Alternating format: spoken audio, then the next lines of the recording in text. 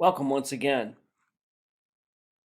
The gospel for today, this Wednesday in the third week of Advent, comes from the Gospel of Luke, and it says that John the Baptist asked two of his disciples to go to Jesus and say, "Are you the one? Are you the one we should be looking for, or should we look for someone else?" And Jesus' reply is telling. He says, "Go and tell John what you have seen and heard. The blind regain their sight, the lame walk, lepers are cleansed, the deaf hear, the dead are raised. The poor have the good news proclaimed to them. These are the signs of the reign of God. These are the signs of Jesus' presence in the world."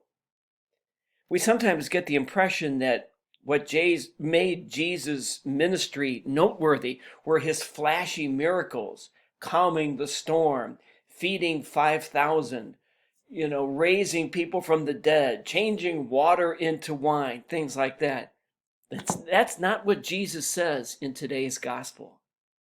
In this gospel, he says that the sign of his presence in the world is that the poor and the needy are taken care of. And so the sign of Jesus' presence in our world today is exactly the same.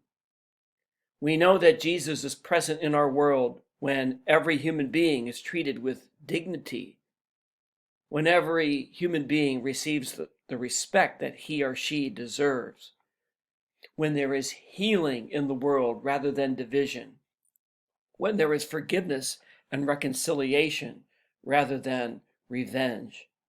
Let us be ministers of Jesus' presence in the world. Let us be heralds of Jesus' presence in the world by doing the things that he did.